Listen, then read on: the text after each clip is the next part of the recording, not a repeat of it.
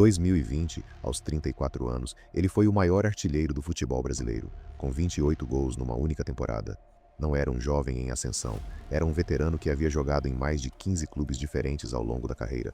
Um jogador que havia sido chamado de andarilho, de problemático, de quem nunca ficava em lugar nenhum. E que em 2020, quando todo mundo havia desistido dele, resolveu mostrar que ainda tinha muito futebol.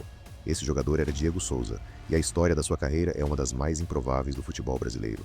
Essa é a história de Diego Souza, o andarilho que jogou nos 4 grandes do Rio, nos maiores clubes do Brasil, sumiu no exterior, voltou e ainda assim encontrou o melhor momento da carreira aos 34 anos. Diego de Souza Andrade nasceu em 17 de junho de 1985, no Rio de Janeiro. Cresceu em Xerém, cidade carioca onde funcionam as categorias de base do Fluminense.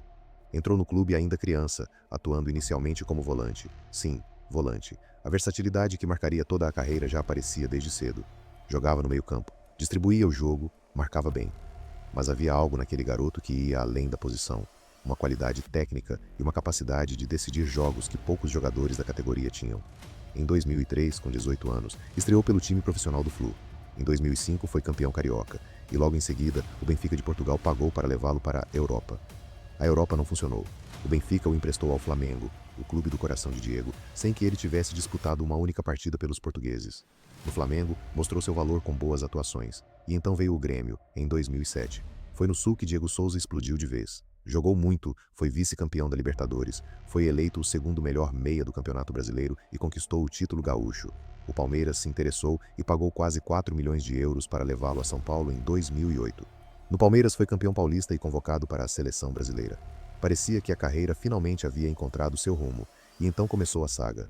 Palmeiras, Atlético Mineiro, Vasco, onde foi campeão da Copa do Brasil em 2011, Al Ittihad da Arábia Saudita, Metalist da Ucrânia, Cruzeiro, Fluminense, Sport. 13 transferências em 13 anos. Cada saída tinha um motivo: brigas com torcedores, desentendimentos com diretores, atrasos salariais, vontade própria. Diego Souza era talentoso demais para ser ignorado e temperamental demais para ficar parado. Em cada clube deixava uma boa lembrança dentro de campo, e em cada saída deixava uma polêmica fora dele. Em 2016 voltou ao Sport Recife, clube onde havia brilhado anos antes. E foi a melhor decisão da carreira. Artilheiro do Campeonato Brasileiro com 14 gols, um dos melhores jogadores do país naquele ano, e convocado novamente para a seleção brasileira após anos de ausência. O Palmeiras tentou contratá-lo por 30 milhões de reais. Diego ficou no Sport por mais um ano, mostrando que, quando queria, era capaz de se comprometer com um projeto.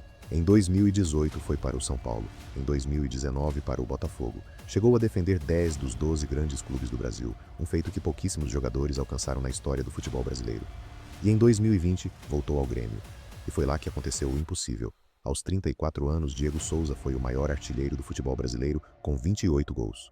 O andarilho havia chegado ao topo, com mais de 30 anos, quando ninguém mais esperava, e quando finalmente todo mundo havia parado de cobrar.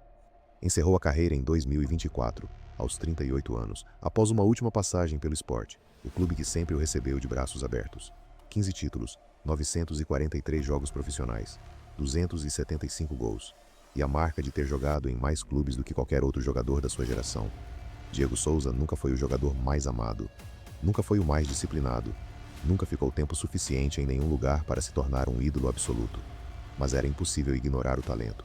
E quando finalmente encontrou paz no Grêmio aos 34 anos, o futebol brasileiro viu o que poderia ter sido o tempo todo, um dos maiores atacantes da geração, que escolheu o caminho mais difícil e ainda assim chegou lá. Me conta nos comentários. Para você, Diego Souza desperdiçou o talento ou aproveitou o que tinha? Deixa o like e se inscreve no canal. Todo dia tem um novo bastidor do futebol que você nunca imaginou. Até o próximo.